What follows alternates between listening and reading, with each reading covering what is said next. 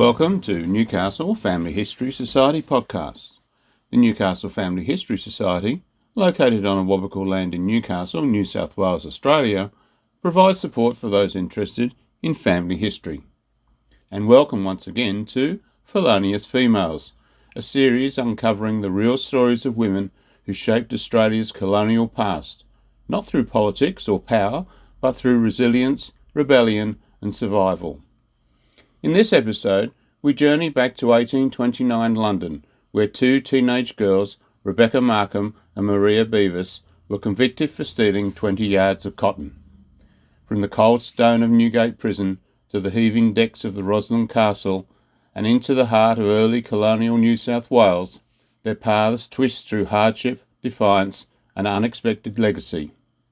These weren't just petty criminals, they were friends, survivors, and eventually matriarchs of generations of Australians. Join Mel Woodford as she tells their story. At 17 years of age, Rebecca Markham and her friend Maria Beavis were indicted for stealing 20 yards of printed cotton, valued at 10 shillings, on the 3rd of November 1829. They were held at Newgate Prison and tried a month later at the Old Bailey, accused of simple larceny. William Sheath, employed by Mr. James Brown, a linen draper of High Street, Shadwell, in the East End of London, gave evidence. On the 3rd of November, I saw the two prisoners outside the shop looking in at the window for some time. They then took the pins out of a piece of printed cotton at the door and folded it up. They went away and came back to it several times. At last, Beavis took it and walked away. The other was close to her. I followed and took them. They did not say anything. This is the cotton. There are about 20 yards of it. They moved it several times to get it into a smaller compass. Rebecca and Maria, both London girls from around the same area, were found guilty of the crime and sentenced to 7 years transportation. After their trial, they returned to the infamous Newgate Prison to await their transfer to the convict ship Roslyn Castle.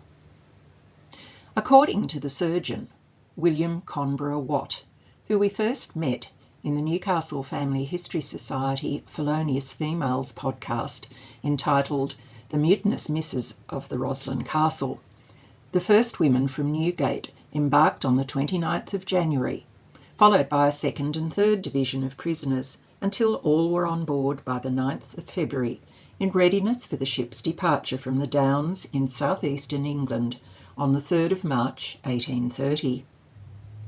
Some of the women were in very poor condition upon arrival, as the winter weather had been particularly severe.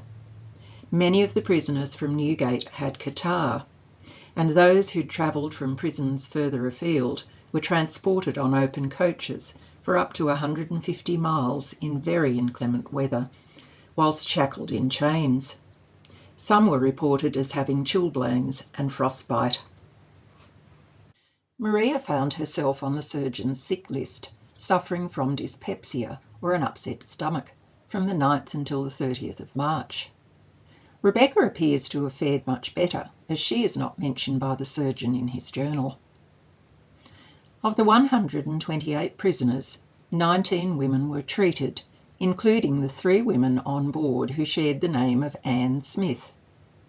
They were treated for a variety of ailments, including catarrh, pneumonia, hepatitis, jaundice, syphilis, a variety of fevers, in addition to the dyspepsia experienced by Maria.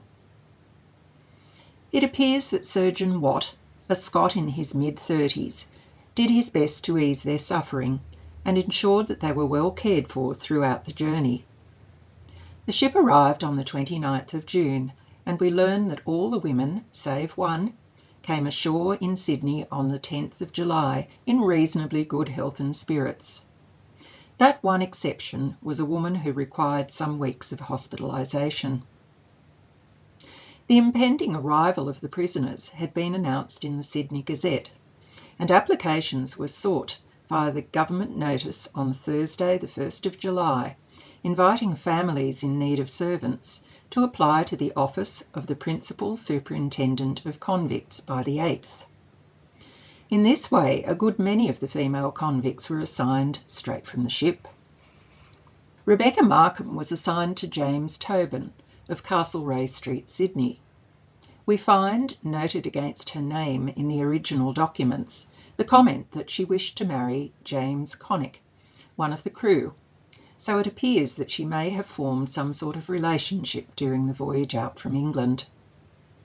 We find no further mention of James in the documents about Rebecca, however. Maria Beavis was assigned to John Beattie of Erskineville, who had arrived as a private in the 73rd Regiment on the Dromedary in 1809 at the age of 23. Beattie and his wife had 8 children at this time, ranging in age from a babe in arms to a 16-year-old. Maria's calling as nursery maid must have been a blessing to the family. And so the partners in crime, who'd been friends in London possibly since childhood, companions in jail, and also on the long voyage to New South Wales, parted company as they began their new lives in the colony as assigned convicts. In August 1833, Maria received her ticket of leave to stay in the Sydney area, and by December 1836 she had also received her certificate of freedom. We hear little of Maria for a while after this. Perhaps she'd settled well into her assignment with the Beattie family. Rebecca, on the other hand, was sent to the Parramatta Female Factory 3rd class for 6 weeks not long into her assignment for being drunk and abusive. Whether she was returned to the household of James Tobin after that is uncertain, but we do know that she was present at the Parramatta Female Factory for the riot of February 3rd, 1831, as she was given a colonial sentence and sent to Newcastle for 3 years on the 5th of March for mutinous and outrageous conduct, along with 27 others similarly charged. More women from the factory riot followed over the ensuing weeks. A good many of the women from the Roslyn Castle too had found their way from their first assignment back to the Parramatta Female Factory 3rd class. The police incidents report on page 3 of the Sydney Gazette of the 31st of August 1830 provides us with a picture of the situation. It will be remembered that some time back the women, by the Lucy Davidson, occupied no small share of attention. Their fame, however, has been completely eclipsed by those who arrived in the Roslyn Castle. A great number are already in the factory, while several others have been suffered to return to their services with an admonition from an idea that, being newcomers, they were ignorant of the existing regulations for the preservation of good order among that class of our community. Once in Newcastle, Rebecca was assigned to Edward Priest on the 20th of September, most likely having spent the previous 7 months involved in making, mending and/or washing clothes in the female section of the jail. Priest was a blacksmith who had himself received a colonial sentence to Newcastle in 1817. At the time Rebecca was assigned to him, his family consisted of his wife, Elizabeth, 6 daughters ranging in age from 5 to 15 years, and 2 sons, 3 and 9. More children were to follow. In late June of 1832, an application to marry was granted by the Reverend Wilton of Newcastle for Rebecca Markham, aged 19, and Henry Dyer, aged 34, to wed in Christchurch. Anne Priest, Edward's eldest daughter, was one of the witnesses to the marriage. Henry, from County Cork in Ireland, had already been granted his certificate of freedom in January 1826, so Rebecca would most likely have been assigned to her husband at that time. From 1833 we find registrations for the births of 8 children to Rebecca and Henry. However, their surname is now recorded as Dwyer and not Dyer. The first of their children was a son named Thomas, born in 1833, and registered in the district of Maitland and recorded as Church of England. A further 2 sons are recorded in the same church district in 1837, Stephen, and 1839, James. By 1841, the family appears to have moved to the Scone area, where Henry had been working just before their marriage. Here we find the registration of two daughters, Georgiana in 1841 and Maria in 1843. Could the naming of her last daughter be a nod to her childhood friend from London? By 1844, the family is in the New England district, with baby Carolyn registered in the Roman Catholic faith. Their last two children, Michael, 1846, and Rebecca, 1850, are registered in the Church of England denomination at St. Peter's in Armidale. By 1850, Rebecca would have been 37 and Henry 52. Meanwhile, Maria Beavis had married Edward John Greenland in the Maitland district in late February 1841 in the Church of England denomination, according to New South Wales Births, Deaths and Marriages. Although Maria and Edward were married in 1841, their first child, a daughter named Sarah, was born in late 1837 and registered in the Church of England faith in the Maitland district. The two childhood friends were in the same area at the same time once again. Could they possibly have renewed their acquaintance? We discover from a search of New South Wales BDM records that both Henry Dyer and Maria Greenland sadly passed away in 1852. Henry at the age of 54 and Maria at 39. It appears that Rebecca goes on to marry a John Davis in Armidale the following year and remarries for a third time in 1866 to William Colson.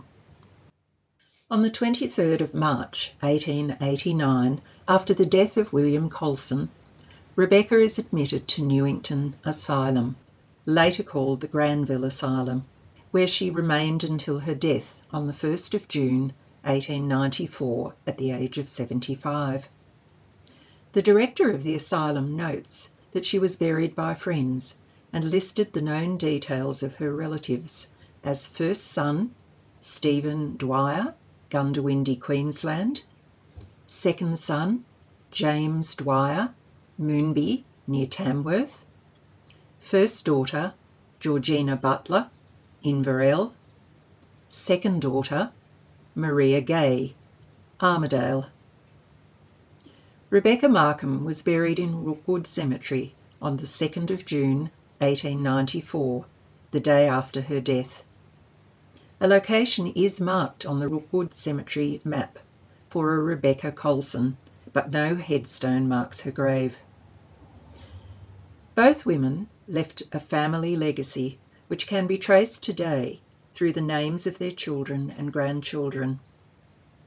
Maria Beavis Greenland's two daughters had 10 children each, 20 grandchildren for Maria, who sadly never met her. Daughter Sarah, born in 1837, married William Nugent and had 6 daughters and 4 sons. Family names in Maitland, Sydney, Bathurst and Wellington, New South Wales include Townsend, Lang, Collins, Acton and Patterson. Daughter Eliza married Joseph Manell and had 6 daughters and 4 sons, just like her sister Sarah. Family names in Sydney, Grenfell and Tamworth include Lamb, Blaxland and Park. Rebecca Markham Dwyer's 4 sons and 4 daughters had many children, some of whom Rebecca may have known. Daughter Georgiana had 12 children, likewise daughter Carolyn. Rebecca had 10.